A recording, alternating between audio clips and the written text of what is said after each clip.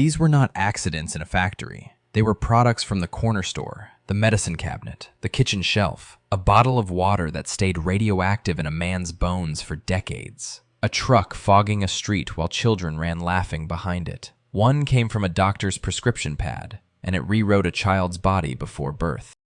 The Radium water tonic.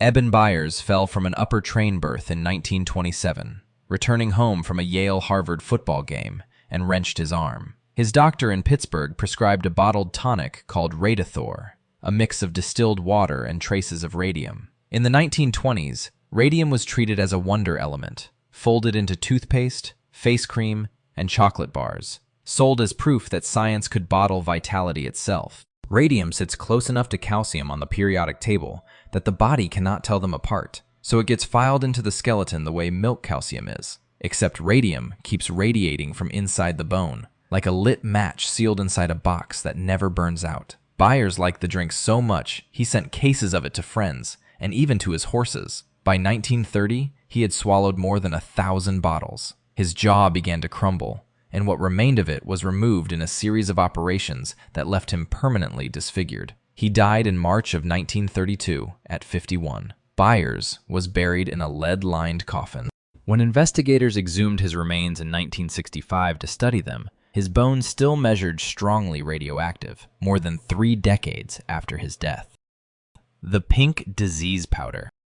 A tin of teething powder sat in nurseries across Britain, Australia, and the United States through the first half of the 20th century, dabbed onto sore infant gums several times a day. The active ingredient was calomel, a mercury compound doctors had trusted for generations to treat everything from worms to syphilis, so parents saw no reason to question a small dose meant only for teething pain. Mercury interferes with the nervous system directly, much like corrosion eating through the insulation on a lamp cord, causing the wiring underneath to short and misfire. Children who absorbed enough of it developed a condition doctors called acrodynia, or pink disease. Swollen, burning hands and feet, heavy sweating, and a dusky pink rash. A 15-month-old boy treated with the powder twice a week for 9 months arrived at a British hospital with the classic symptoms: mercury pooling in his urine at dangerous levels. He recovered once the powder stopped, but many children did not. Of those who developed the full disease, roughly 1 in 5 died.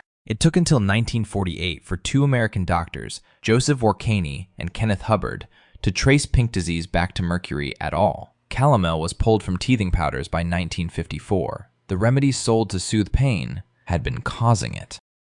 The wallpaper that breathed poison.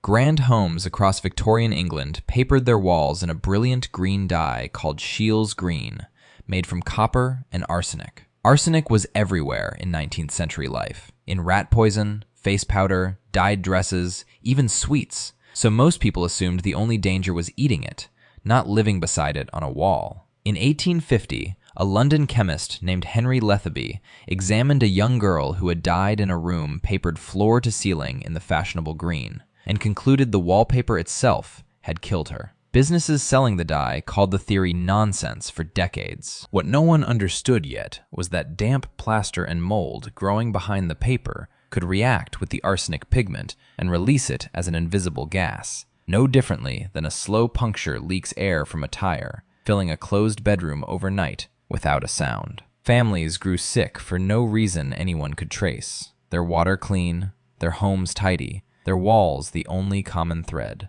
It took until 1891 for an Italian chemist, Bartolomeo Gosio, to prove exactly how the gas formed, 4 decades after the first doctor had already pointed at the walls and been ignored. The spray sold as safe. DDT was hailed as a breakthrough insecticide after World War II, credited with wiping out the lice and malaria-carrying mosquitoes that had killed soldiers by the thousands, and its discovery even won a Nobel Prize. Trucks fogged American suburbs with it through the 1950s, and children ran laughing behind the spray clouds because state officials had declared it harmless. What made DDT so effective as a pesticide was also what made it dangerous. It barely breaks down. Each time a smaller creature gets eaten by a larger one, the chemical concentrates further up the food chain, growing stronger with each link, much like a photocopy of a copy gets darker with every generation, until whatever sits at the top absorbs the heaviest dose of all. In the summer of 1957, a Massachusetts homeowner named Olga Huckins watched a state-hired plane spray DDT over her 2 acres for mosquito control. The next morning, she found 7 songbirds dead in her yard. She wrote to a friend, the biologist Rachel Carson, describing exactly what the harmless spray had done. That letter became the seed of Carson's book Silent Spring, published in 1962, and it helped lead to a nationwide ban on DDT 10 years later. The chemical, sold as safe for children, turned out to kill outright, and it took a dead yard of birds to prove it. The pill with no warning.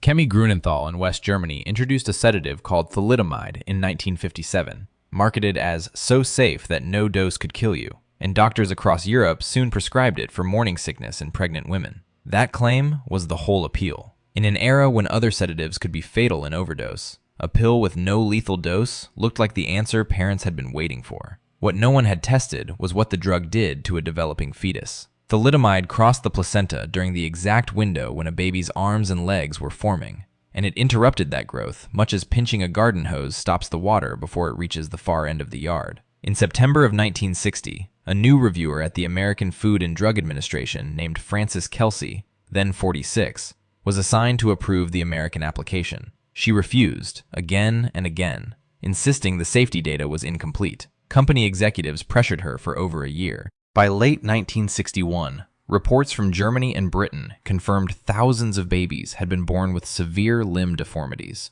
Because Kelsey had stalled, the drug was never sold in the United States. Her refusal became the basis for a 1962 law requiring every new drug to prove its safety before reaching a single pharmacy shelf.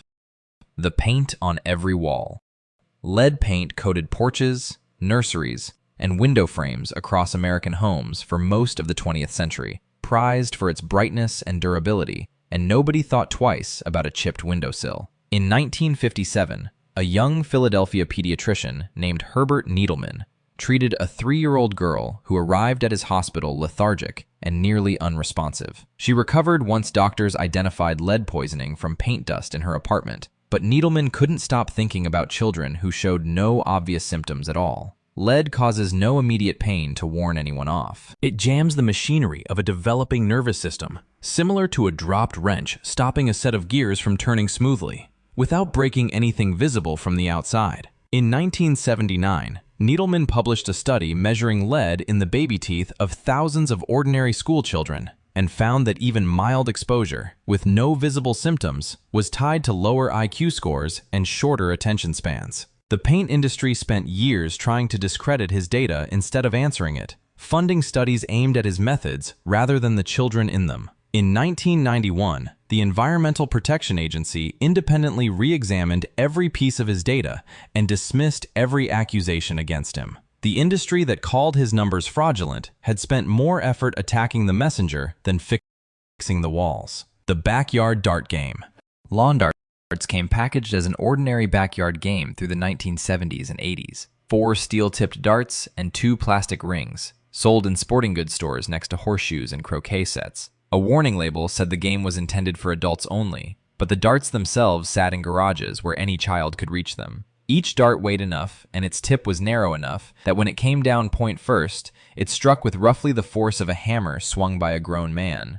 And unlike a hammer, no one controlled exactly where it landed. In April of 1987, 7-year-old Michelle Snow was playing in her family's California yard when a dart thrown by another child came down and struck her skull. She died 3 days later. Her father, David Snow, took his grief to the Consumer Product Safety Commission, which told him its record showed only about 24 lawn dart injuries nationwide, not enough to justify a ban. Snow pushed the agency to check its numbers again. When it did, the real count ran into the thousands, mostly children under 15. The commission banned metal-tipped lawn darts in 1988 and told every household in the country to destroy the sets already in their garages.